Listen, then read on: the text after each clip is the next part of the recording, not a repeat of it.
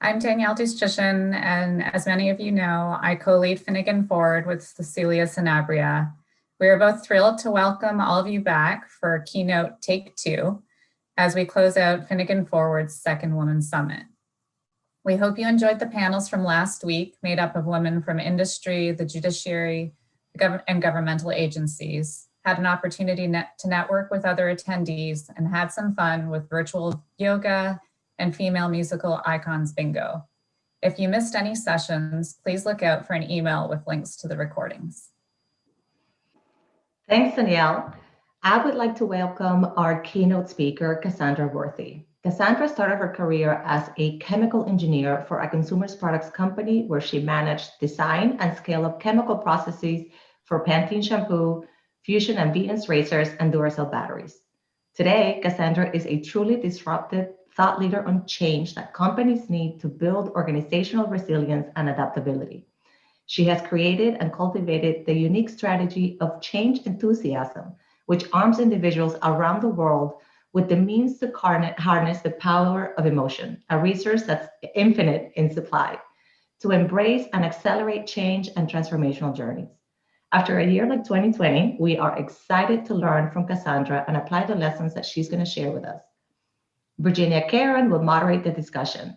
Virginia is a partner at Finnegan's Atlanta office, and her practice focuses on patent and trademark litigation and counsel.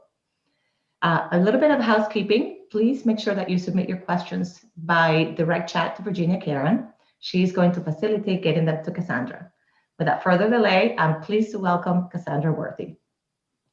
Thank you, Cecilia, and thank you to all of you for being here. You guys, I am so excited, I'm so thrilled, and I'm really just honored to be welcomed back to re-engage with all of you as a part of this event after what happened last week. You know, I have to start with a very special thank you and just shout out to Kim and the entire planning team for your agility, your flexibility, and really your understanding. I got to be honest, last week was probably one of the most disheartening and frustrating experiences that I've had to date over these past year and a half. So thank you. Thank you so much for the opportunity to re-engage with all of you in sunny skies in Atlanta and share the full message. Listen, here's what I'm going to assume. I'm going to assume that even if there are those of you on here that heard a little bit of what I had to say last week, you don't remember a word, okay? So I'm going to start on a blank white page, and I'm going to do things as if you're hearing everything for the very first time, and we're going to get through this thing. Is that cool? Cool. All right, so today I'm going to be talking about something that every single person on the planet has gotten a lot closer to over the last year, and that is change.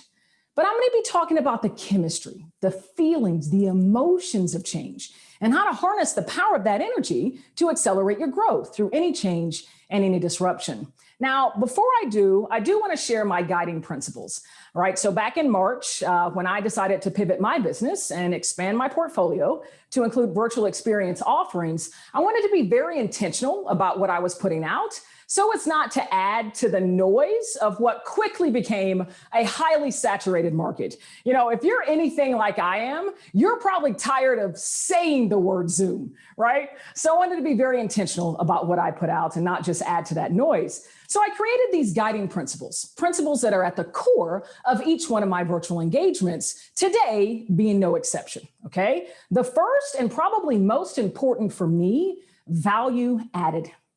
Each and every one of you are taking time out of what I am sure is a very busy and hectic schedule, time to share with me and the rest of your colleagues and partners. And so I want to make sure that I'm adding value for that time, sharing some new perspective, some new way of looking at things that's going to help you in your day-to-day starting tomorrow. Now, I'm almost frightened to share this second one, given what happened last week, but I'm gonna do it anyway, all right? I know that you all are gonna grant me grace. Technology is not always perfect. We found that out real well last week, but don't worry, we've got backup plans B, C, and D, but the skies are clear here. I've got a good connection, so I'm confident we're gonna get through the full message. And last but not least, interactive. All right. Y'all know there is nothing worse than sitting there staring at your computer screen while somebody talks at you for minutes and minutes on end. All right. That's not the way I roll. That's not the way we're about to roll in this power hour. Okay. So I want y'all to engage with me. I can see the chat box. I want y'all to share in the chat. I'm going to be shouting out questions. I want you to respond. There's going to be some fun polls coming through, and we're going to make this even more interesting for this lunch hour. Okay. So for those of you who are really interactive, who are really engaged, there will be 25 complimentary copies of my new book, which is coming out in August. So if you're the first to answer a question, I'm going to tee some things up. Get in the chat box quickly for your chance to win one of those free books. All right, cool. So let's get into it. So let's actually start with a really fun poll, right? This is one of my favorite ones to do. So Cecilia, if you go ahead or Catalina, go ahead and bring up that poll. Everyone should see a poll come up on your screen, and there it is coming up on mine. So one of my favorite things to do as a virtual meeting attendee is try to guess what people are rocking below the screen. You know what I mean? Like, everybody always looks so professional of what you can see, but I'm always curious, what's really going on below the screen? So if you would be so bold, I want you to put in your response that matches what you're rocking right now. Okay, so you see the responses there. Are you 100% business ready? Are you in the office, or could you go in the office super sharp? All right, that second response, if you're like, I'm presentable. I could go to the grocery store, but I wouldn't necessarily go to the office. And then that third response, if you're like, come on, Cassandra, this is one of the fringe benefits of working remotely. All right, I'm rocking exactly what I went to bed in last night. So y'all go ahead and populate your responses. I see that they're starting to come through. Virginia, if you see those numbers before I do, let me know what people are rocking. I think I remember last week. Oh, I see it. 56%. All right, 56% are presentable. Y'all go to the grocery store. I think last week is about 45. So I have to be honest. Well, first, let me tell you, I am wearing pants. All right, let me set your mind at ease. I did get dressed today, but I usually rock somewhere between the second and third response. Right? If I don't have a virtual keynote, I'm staying comfortable. So I appreciate all of you for your responses. And I'm looking at that 10% and I'm doing one of these. All right. But listen, regardless of what you're rocking, regardless of what you got on below the screen, let me just say thank you. Thank you for being here. Thank you for engaging with me. Let's keep that good energy going as we go through the hour. All right. Cool. So let's get going here. So, I've had the pleasure of leading a lot of virtual experiences, but I've also been a virtual attendee. And as an attendee, whenever I see somebody new that I don't know pop up on my screen, my first thought is always, who is this person? And why do I care to listen to them? Even if I just heard their bio, I'm always thinking, how long am I going to give this person my attention before I start multitasking, pulling up my email, working on a deposition or a presentation, or even just getting up and going to finish watch my favorite show on Netflix, right? So as I stand here, your guest keynote presenter, I'm not going to allow myself to be naive enough and thinking there aren't at least 80% of you thinking something very similar about me right now in this moment. And that's okay.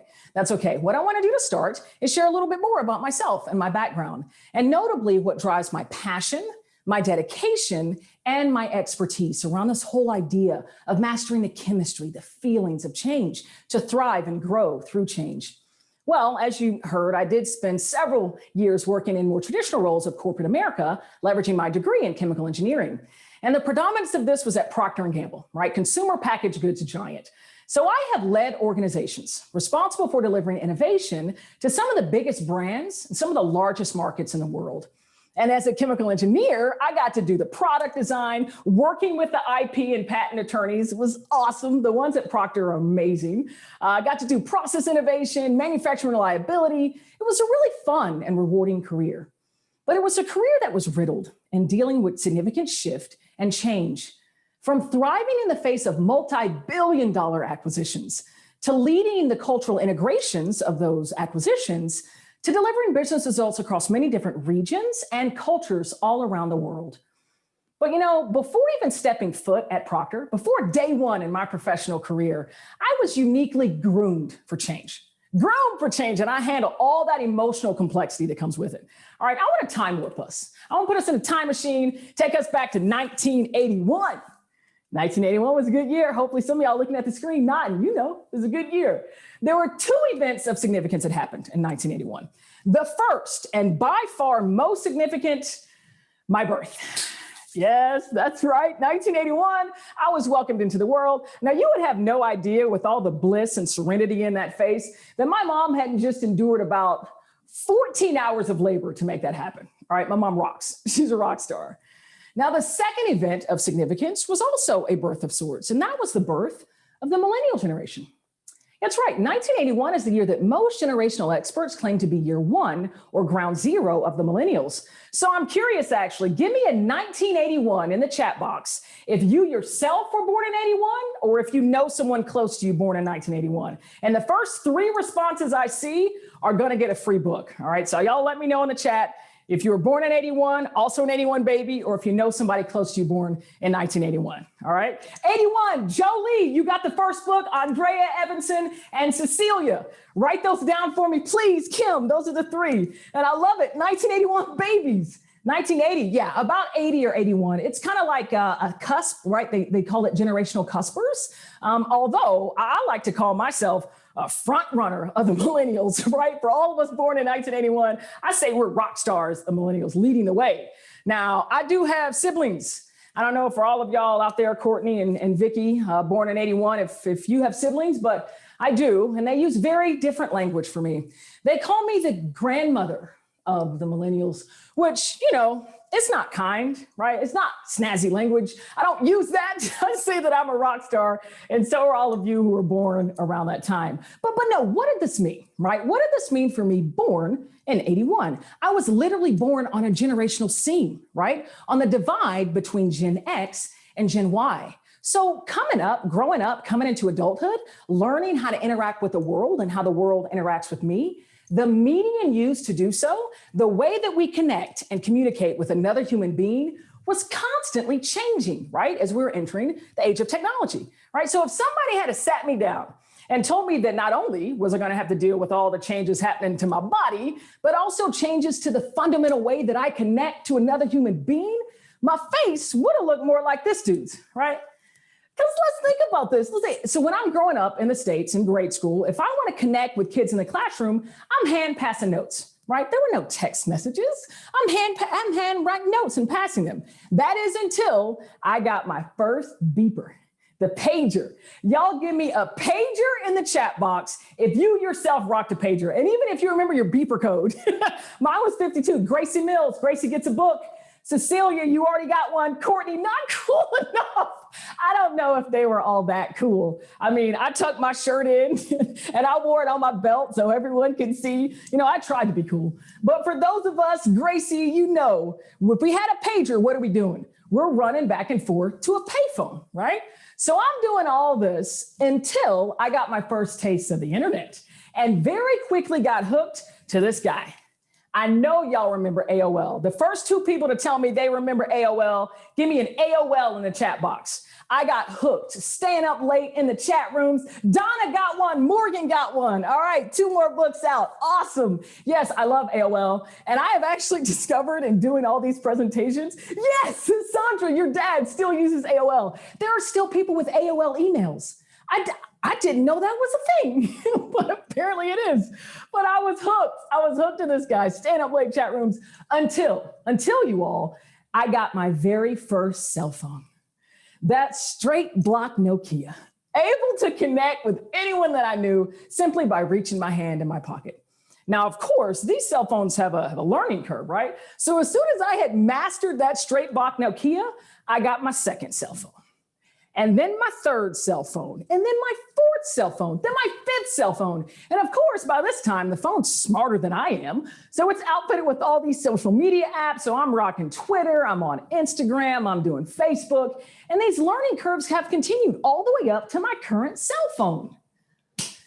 Y'all don't judge me. Don't judge me. You know the crack screen drama is real. In fact, the first 3 people who admit to having a crack in their screen right now will get a book, and I can lament with you together. Cracks! Elaine got one, Tiffany Johnson, and Esther, all 3 of y'all books. I love it. You guys, it's real. The struggle is real. Mine has been so busted at times that I get little cuts in my thumb because it's so shattered. The drama's real. But listen, I'm sharing all this to say, not just so Esther and Jenna and I can lament over the crack screen drama. I'm sharing all this to say that through the course of growing up, coming into adulthood, I have learned adaptability, resilience, and perseverance. Adaptability, resilience, and perseverance. And so I stand here in front of you today, a firm believer that if adaptability, resilience, and perseverance can be learned, then it can be taught. And it can be taught short of going through decades of life experience. And that's what this session is all about. I'm going to share a strategy with you that will enable your own unique signature of resilience, adaptability, and perseverance. Allow that to shine. And I got to say, the time for each and every one of you to display that signature has never been near. In fact, it is here right now today for each and every individual watching.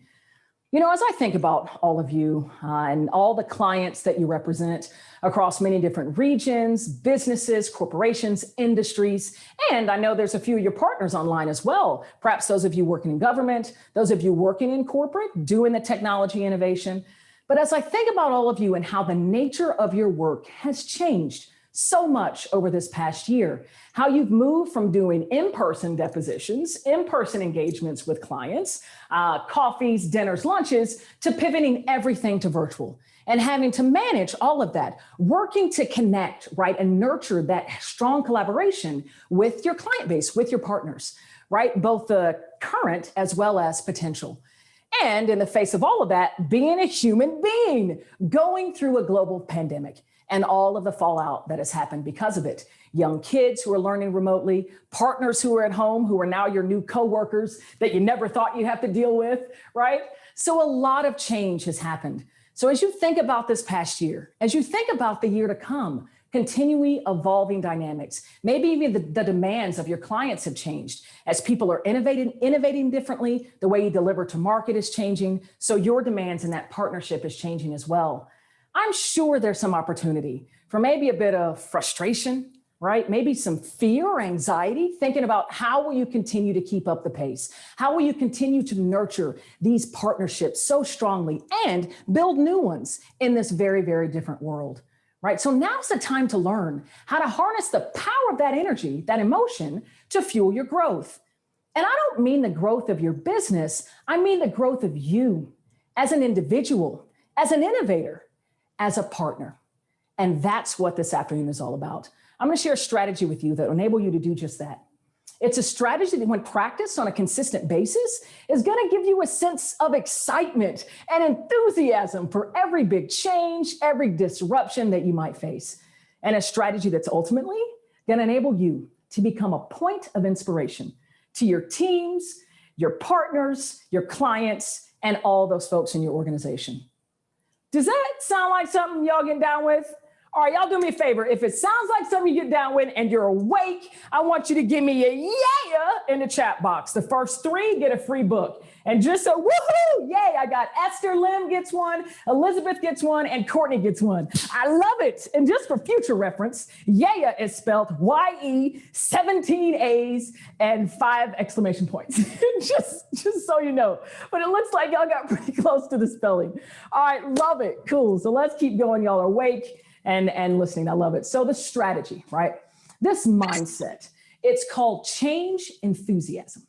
Change enthusiasm. So what is it, right? What's different about this or other things you might have heard? I'm sure you've heard that language, maybe change agent, change optimist, right? So what's different about this? Well, this is a very workable strategy.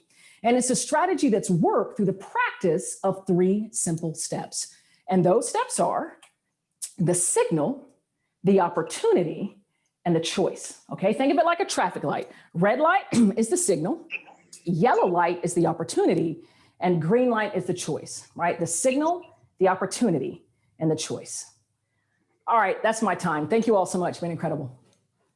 All right, I kid. No, it's going too good. I'm joking with you. I'm going to unpack this. I want to share a story with you all to show how I cultivated it and how I put it into practice in my own life. But before I do, I want y'all to engage with me. All right. So I know that we're all virtual. We're scattered all over the country, but I want you to engage with me. I want you to get your muscles going, get your vocal cords going, get your energy as high as mine is. Okay. So I want you to give me a 7 in the chat box. First 2 will get books. If you have seen or heard the movie Psycho. All right. Now, as you're populating, Sandra gets 1. Virginia gets 1. We'll give 3. And Sonia will get a book as well. So I love all these 7s. This is great. So y'all have seen that film. It's such a great film. So do y'all remember that one scene in that movie? It's probably the most memorable scene of the whole film, right? The shower scene. You know that really chilling, stabby music that they play? Ring, ring, ring, ring. Yes? Y'all remember this? So listen, when I point to you, when I do this motion, I want you to do your loudest and best rendition of that chilling, stabby music. And trust me, if you're looking at me sideways right now, everything's fine. Okay, this is all cool. And we're going to practice this. I'm going to count to 3, and we're all going to do it together. But I will offer you a disclaimer. Okay, there have been many dogs and cats startled during my presentations. Okay, so that's your fair warning. All right, here we go. I'm going to count to 3. Let's all do this together. Make sure you're muted, and we'll do this together. Here we go. 1, 2, 3. Ring, ring, ring, ring, ring. Yes. Feels good, doesn't it? Oh, I get chills every time I do it, I swear. Okay, so remember, when I point, as I'm telling this story, that's the sound I want you to do. That's the motion, the energy I want, okay? Cool. So let's get into this story. So my very first major change challenge in my professional life came after I'd been working for about 3.5, 4 years at Procter & Gamble, and I transitioned into a recently acquired business. Now, this was a multi-billion-dollar acquisition, so it was a really big deal. And upon transferring, I was told I was being brought in not only to help continue delivering breakthrough innovation, but also to integrate parent company tools and processes into that technical community. Now, I was naive and thinking this would be something similar that I'd done in the past. You know, I'm a rock star. I created tools, brought them to life in other business units of the parent company. But day one, I walked into a completely different business culture. The language was different. The behaviors were different. The cultural norms were different, right? Those common norms that I had grown so accustomed to and that had served me so well up until that point just did not exist. And on top of that, despite my very best intentions, the use of those tools and processes that I was supposed to bring to life in that business was met with what I'll call great adversity. I was lost. I was frustrated, and I felt like a fish out of water. And then, to add insult to injury, I discovered one day that a colleague of mine had shared my data, my results, my conclusions, and recommendations to senior leadership, not only without my not being in the room, but without even acknowledging that it was all my work. And upon hearing this, I shared it with my immediate manager, and they just simply brushed it off, said, "Don't worry about it, it's not that big of a deal." Come on, you should be screaming at the screen, ring, ring. This is the first step. This is the signal. It's these feelings, these emotions. I felt resentful towards my colleague. I felt so angry and frustrated with my manager because at Procter & Gamble, day one, in that culture, you were taught the importance of your pie. Pie meaning performance, image, and exposure. And so here someone was stealing slices of my pie. And with every passing day, I just became more disengaged in my work and was really looking for any opportunity to escape. And that's what the signal denotes. It's these feelings, these emotions, the fear, anxiety, frustration, anger, the feelings you just want to run away from, the feelings you just want to escape. In fact, as you think about these last few months, I'm certain some of you have felt some of those emotions. And if you have, the first 3 will get a book. I want you to put in the chat box, "Good gracious, yes." And you can put it in all caps. You can put 17 exclamation points after it. But tell me if you felt some of those. Happen to me too. Good gracious, yes. Linda gets a book. Sandra's showing up big. I love it. Yes, you felt these emotions, right? You felt them. Well, let me say this. For those of you who typed into the box, "Good gracious, yes," or even if you just thought it, let me be the first to say, congratulations. You got the signal, and it means something very big is happening for you. Well, for me back then, I was like most of you on the call, I hadn't yet created, let alone started to practice this whole mindset of change enthusiasm. So I was left to sink in that mental downward spiral. I gotta say, the brightest part of my day was lunch because I would sit with a handful of other parent company colleagues who would transition in, and we would vent, we would commiserate, we would talk about how horrible things were. I was very quickly reaching a breaking point and really looking for any opportunity to escape. Well, as a last-ditch effort, I decided to reach out to a mentor. Now, she was a director at the time, and she was Heritage Parent Company. So in my mind, she was the solution to right every wrong in my work experience, because not only was she in a position of influence, but she would have the capacity to understand where I was coming from, unlike my line management. So, I got together an agenda. I got together 3 what I felt to be very actionable help requests, although y'all know hindsight's 2020, right? So in hindsight, those help requests might have well have read, number 1, fire this dude. Number 2, fire my manager. And number 3, promote me so I can fire these other 8 people I'm struggling with. Don't judge me. Please don't judge me. I was much younger. I wasn't as evolved as I am now. But regardless, we met. I'm going through the agenda, going through the help request. Really, by the end, I'm just venting to this woman. And as I'm wrapping up, she looks at me and she says, Cassandra, I want to offer you some advice. You can either get bitter or you can get better. It's your choice. Ooh, you talk about signal emotions. Now, of course, I thanked her. Thank you so much. But as I'm getting up and I'm leaving her office, I was fuming. And I'm thinking to myself, my choice? It is not my choice. I'm not the one in a position of influence. It's her, not me. And she wasn't listening to me. And so I made the decision that I was going to look for any opportunity to escape. And I was actually going to quit. I was going to quit the company. But then something happened. Those words that she said, bitter or better, they stayed with me. And over the next several days, I started to embrace this idea that I had control, that I had power over my own work experience. And the more that I stepped into that idea, I stepped into a major moment of opportunity. The yellow light. I had reached step 2 of the strategy of change enthusiasm, the opportunity. Now, this is another good breaking point for a quick poll. So go ahead and shoot up that second poll, because I'm curious, as we're talking about traffic lights and the yellow light, you'll see it pop up. I want you to think about yourself driving, and I know we're in a lot of different states. You see the poll popping up there. Think about as you're driving and you approach a traffic light and it turns yellow, what are you doing? All right. So are you slowing down, right? Got your seatbelt buckled, safety first. Are you flooring it? Because you got places to be and you ain't trying to be late. Or, does it depend? Does it depend? So y'all see the poll. Go ahead and populate your responses. See them up on the screen here as well. I'm gonna give my answer as well.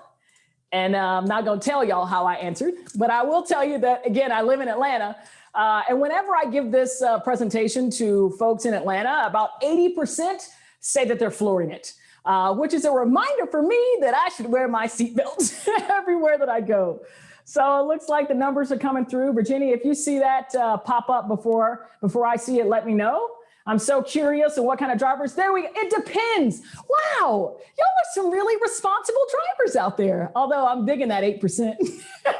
That's actually was my response too. But no, I love so many of you responded 69% that it depends, because it really does, right? You know what we're doing in that time? In that time, we're in a decision-making process. A decision-making process, right? Weighing options, seeing what's possible. How much distance do I have between me and the light? How fast am I going?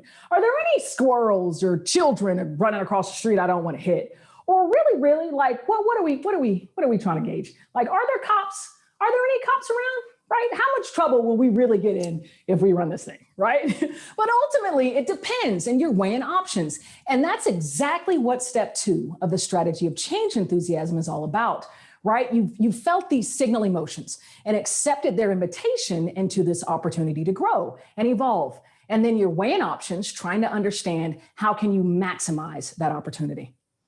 Well, for me back then, having let those words of wisdom resonate, bitter or better, I saw a couple options, okay? I could either remain resigned, despising going into the office, resenting the majority of my colleagues, basically in a state of misery, looking for any opportunity to escape, or I could make the decision to trust that despite their behavior, they had my best interest at heart, the one that shared my results, because that was the behavior that really gave me the worst feelings.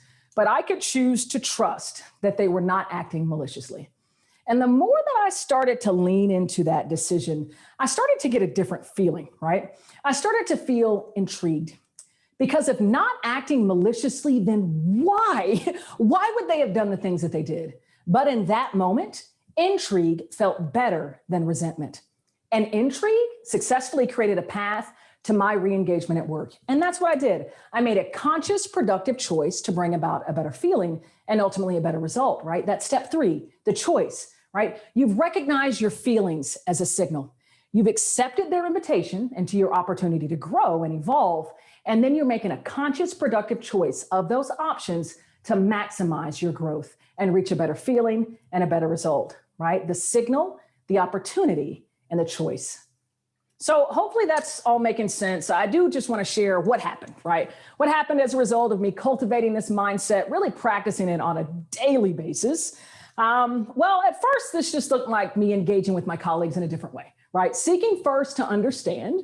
But ultimately, I was inspired. I was inspired to write a series of intercompany articles that I called my diaries, with the intention of sharing what was working well in that business and where I thought there was some opportunity. And for one of those articles, I decided to interview many of my working team colleagues, including the one that I thought wronged me. And I asked questions like, what are you most proud of? And how do you think your functional expertise can not only explode results in this business, but also other businesses around the parent company? And in having these conversations, I unveiled the fundamental differences in cultural norms across the 2 different companies. And come to find out, my colleague was not acting maliciously. They were just abiding by a different set of cultural norms. And this was so eye-opening and healing for me. And publishing them out, I just wanted one person. I wanted one person to read them and feel the sense of healing that I felt, because it really was tremendous in re-engaging me into my work. And you know what happened? It was crazy. It was nuts what happened.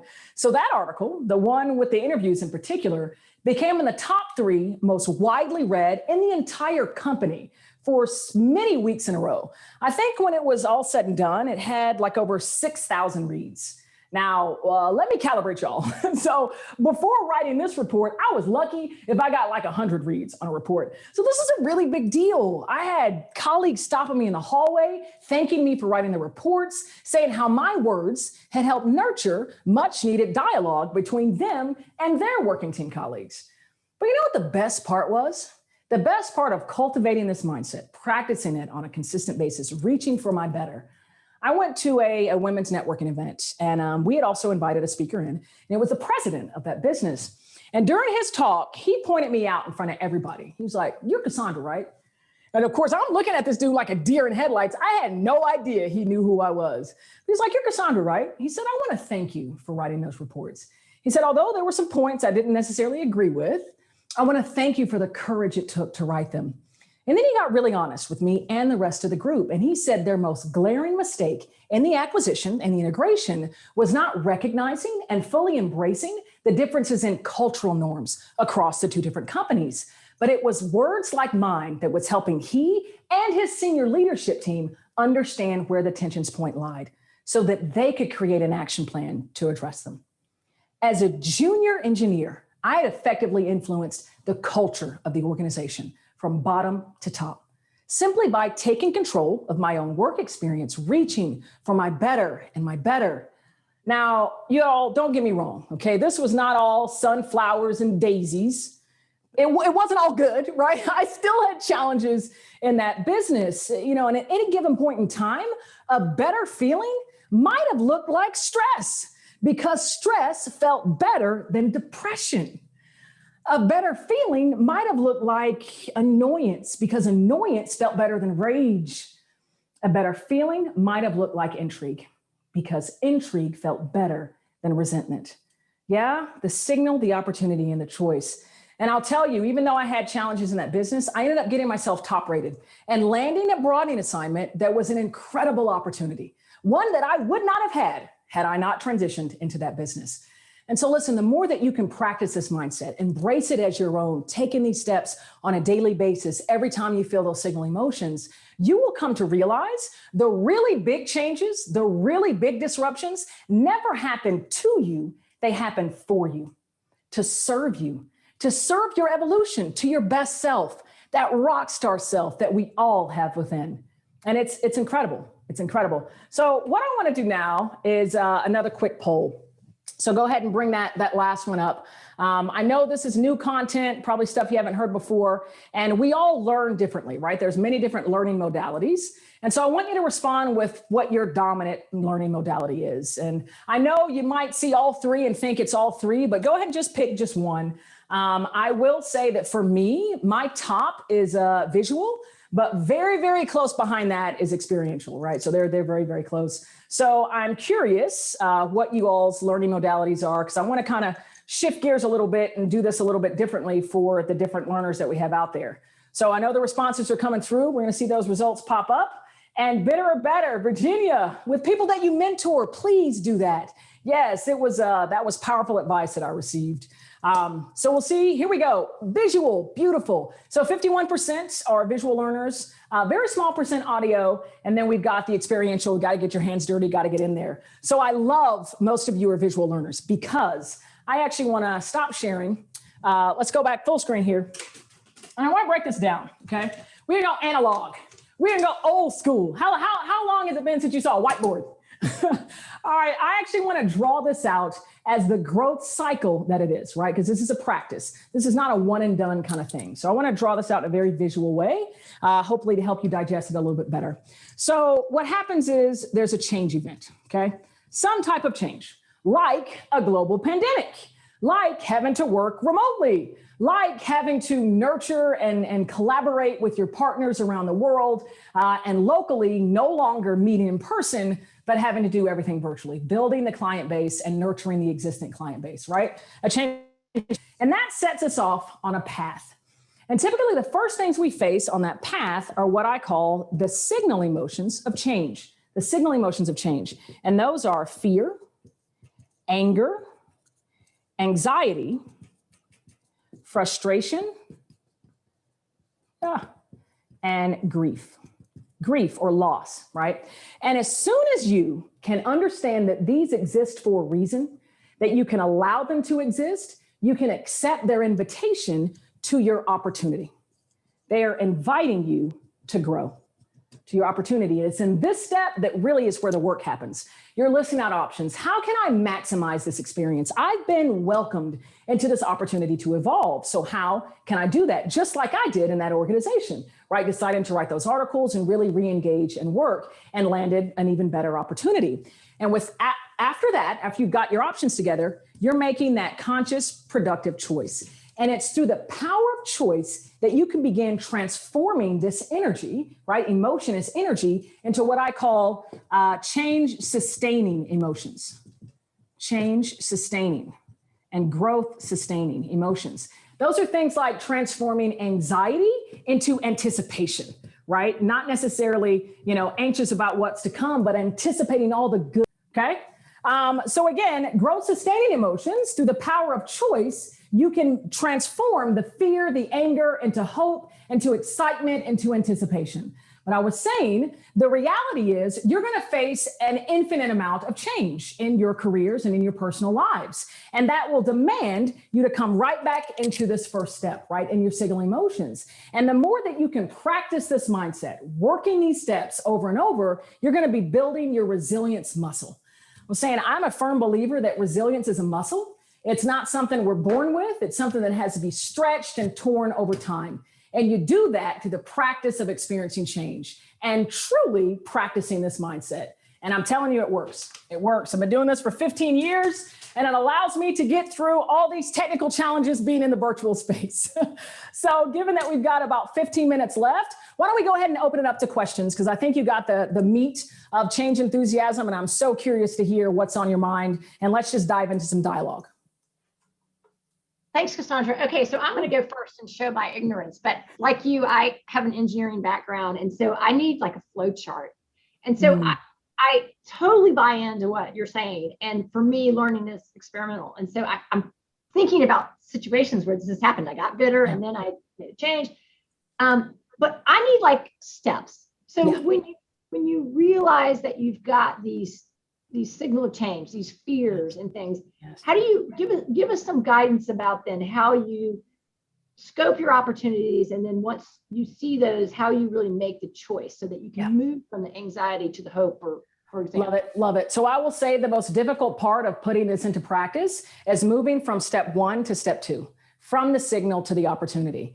But I will tell you the guidance on that first step is to not ignore the signal emotions. If you are feeling fear, if you're feeling anger or frustration, allow them to exist, trusting that they're gifts and they're here to serve.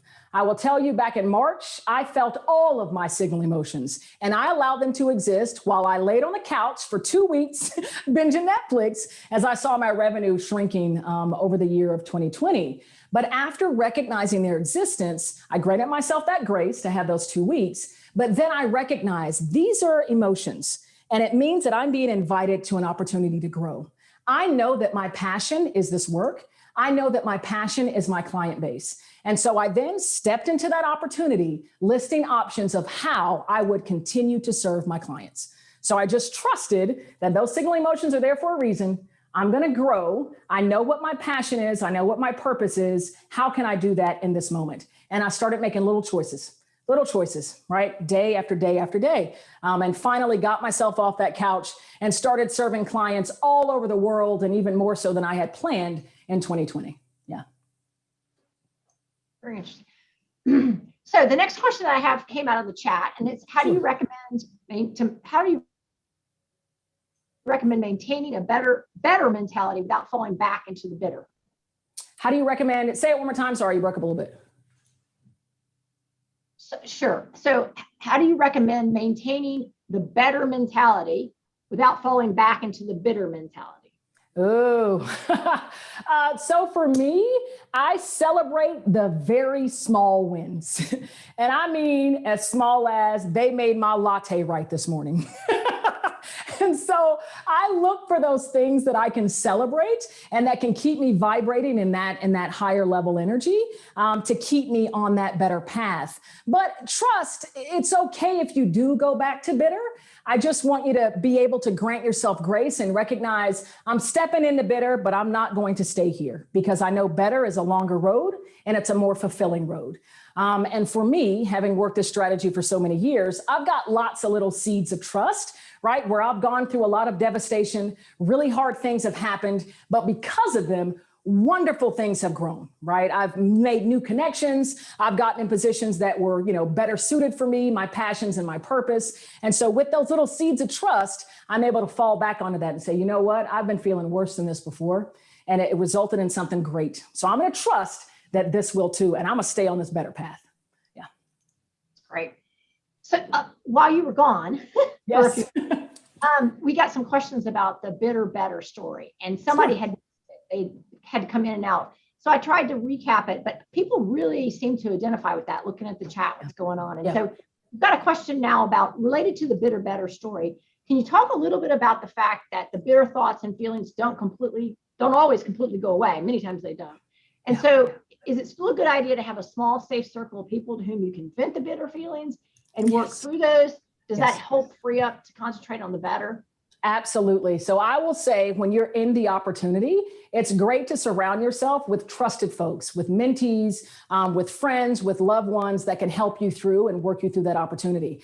And, I talk about emotion is energy, right? Peter McWilliams actually said that first. Emotion is energy in motion. And I feel when it comes to emotion, there are 3 different ways we can move that energy around, right? I'm a chemical engineer. I always try to put an engineering scope to it, right? So we can either conserve that energy, ignoring it, shoving it within, and end up numbing out, whether that be overeating or doing other indulgences, right? Because you're conserving the energy. We can transfer it, which is venting, or we can transform it, which is that choice moving from fear to hope. But like transference can actually help. a little, right? Especially when you have so many emotions boiling over, when you can transfer a little bit of that energy, it actually can clear your mind a little bit, especially if you can create a safe space, knowing that I'm in this opportunity. I know I'm going to grow, but I got to let some of this out. I got to let some of this out, and you're the ears that I want this to land on. Yeah, it's absolutely can be helpful. Just don't get caught in the spiral of constantly venting, because when all you're doing is transferring, that energy will just come right back to you, and you're just playing energetic hot potato, and it's just doing this. And every day you're venting. This sucks. This is the worst. This is awful. And that's all you're doing. Get to the point where you can transform. Yeah. Yeah, that is so true. I feel like there's oftentimes when I do vent and I transfer, saying it out loud to somebody else makes me realize that maybe I'm taking it too seriously, or I'm reading it the wrong way. Yeah. And it really, many times it will help me move to the transformation. Yeah. Just by saying, I tell the whole story and then I step back and think, I really ought to get over some of this, because it's really not as bad as I've been making it, Yeah. Same thing. It helps when you can hear it outside of yourself. And then you can also get good, honest advice and feedback from others. Like, Cassandra, you need to get bitter, you can get better. I mean, that advice woke me up, right? Yeah. Yeah.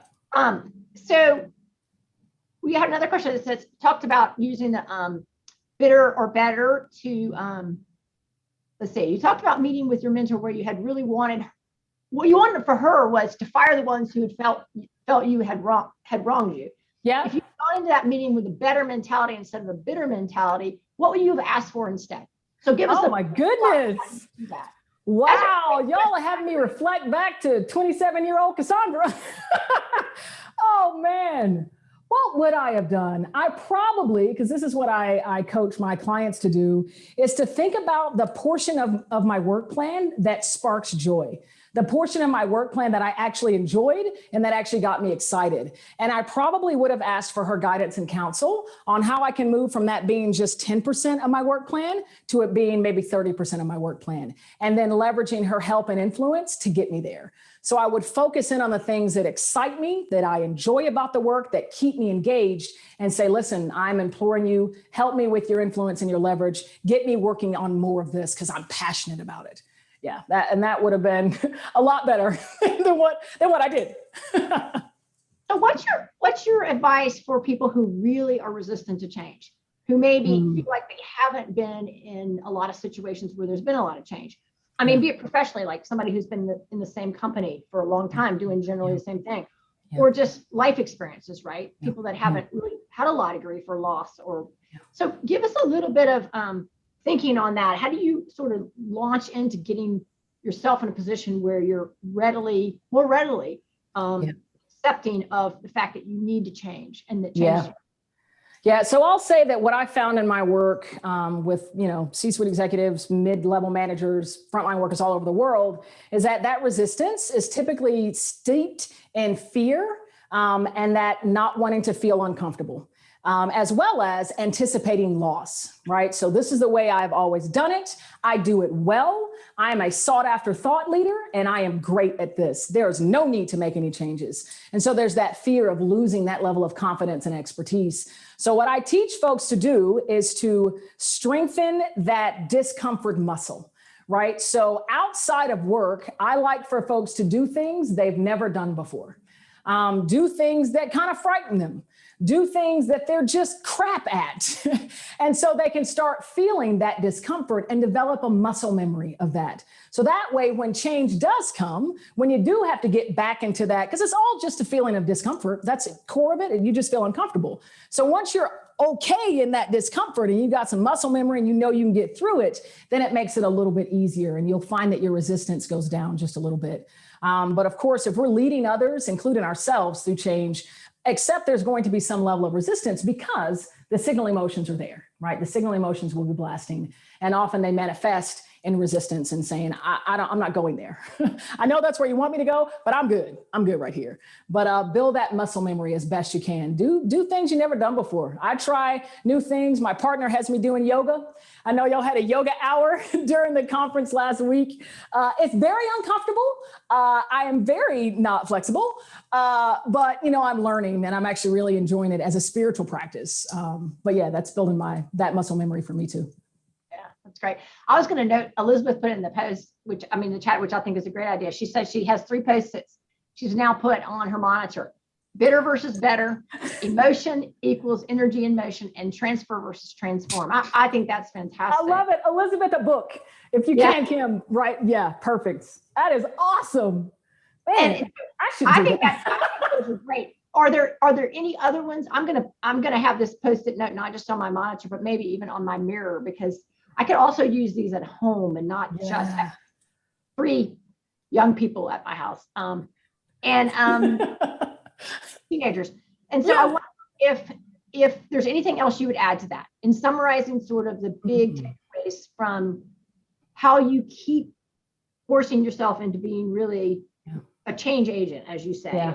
So I'll tell you, I'll offer one other one, and in combination to the offering, I'm a challenge all, right? So you've all heard something new, something different, new perspective, new way of thinking about emotions and change. And just as a third step of change enthusiasm goes, the choice, you are all in a seat of choice right now. It's a very powerful seat, right? And it's up to you to choose whether you'll embrace this mindset and start practicing it on a daily basis. And of course, it's my hope that you will. So the one thing that I would put down that I try to keep top of mind every single day is that I am in that seat. I control the way that I experience my work, the way that I experience life. Changes may come at me, things that I didn't ask for, things that I didn't want, but it's up to me how I experience that change, right? You have control. You have control. And if I could just offer a quick challenge. So, your next day at work, or maybe later on today, take 5 minutes and think about any big change you're going through, the disruption, that, different type of work you're doing now, whatever's like blasting those signal emotions.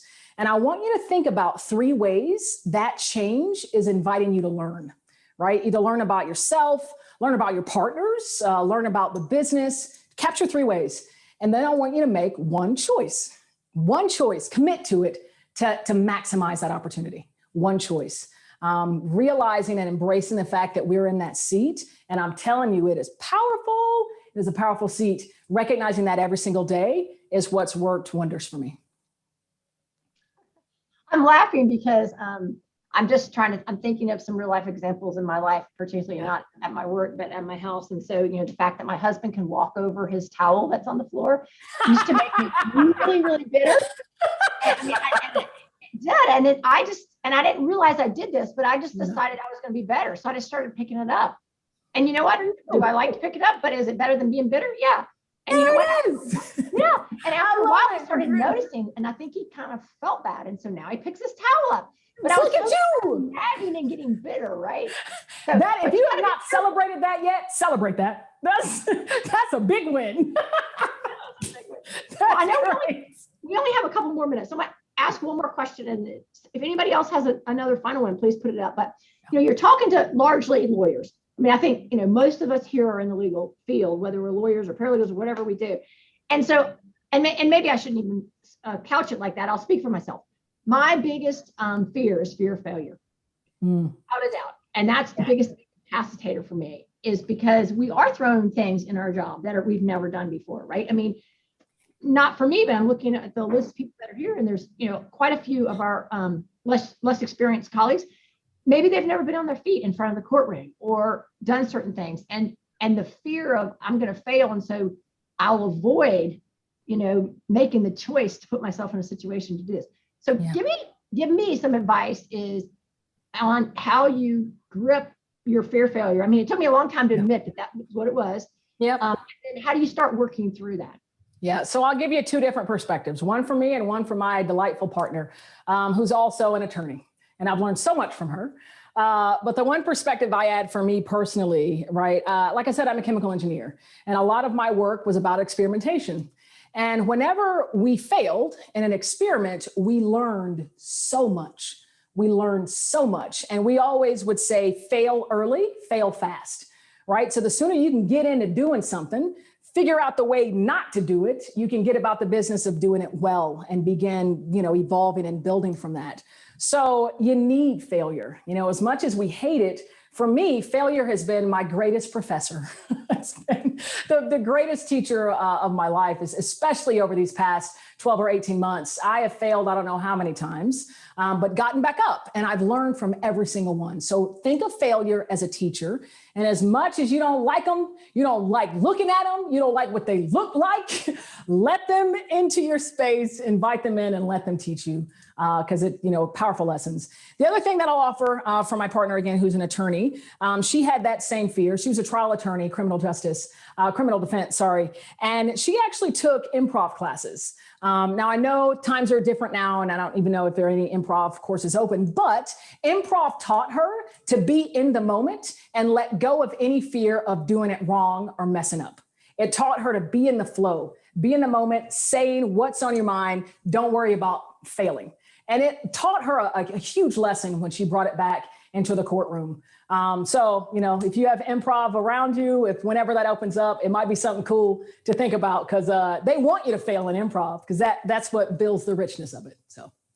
Well, Sandra just put an interesting thing in the chat I wanted to read with you guys. And she was quoting Thomas Edison, who said, I have not failed. I've just found 10,000 ways that it won't work. A lot of it too is mentality, right? So if you view it as a failure versus view it as a learning, an alternative to failure, but just maybe you didn't get it perfect, but like you said, you learned something new. So yeah. Well, this has been fantastic. Go ahead. No, Cassandra, wrap us up. I was just gonna say, if you're not failing, then you're probably getting close to perfect. And perfect is boring. Who, I'm sure you've heard it, but that's real. Like failure adds character, right? Pizzazz. It adds pizzazz. And the only other thing that I'll offer is, for those of you, if you had other questions that are lingering, or any other reason you want to reach out, please follow me on LinkedIn. I know we had a short little truncation today, but we got through the meat of the message. So if you have any other questions buzzing, please, I'd love to connect with each and every one of you. Follow me, connect with me on LinkedIn. This has been a pleasure. I cannot thank you all enough for your grace, your patience, and just for being you. You all are awesome. I love engaging in the chat and seeing all your beautiful faces. This is, you're making me high today. Well, thank you so much. It's been wonderful. I'm going to turn it back over to our wonderful host to close us up. Yeah, thank you so much, Cassandra. Really inspiring and powerful words for us to think about and put into practice. And thank you, everyone, for joining the Women's Summit. We're already looking forward to our next summit, hopefully in person. Absolutely. Thanks, Danielle. And in the meantime, please continue to network, stay in touch with everyone through our Finnegan Forward LinkedIn page and the Peloton tag. Thanks, everyone. Goodbye. Everyone, bye.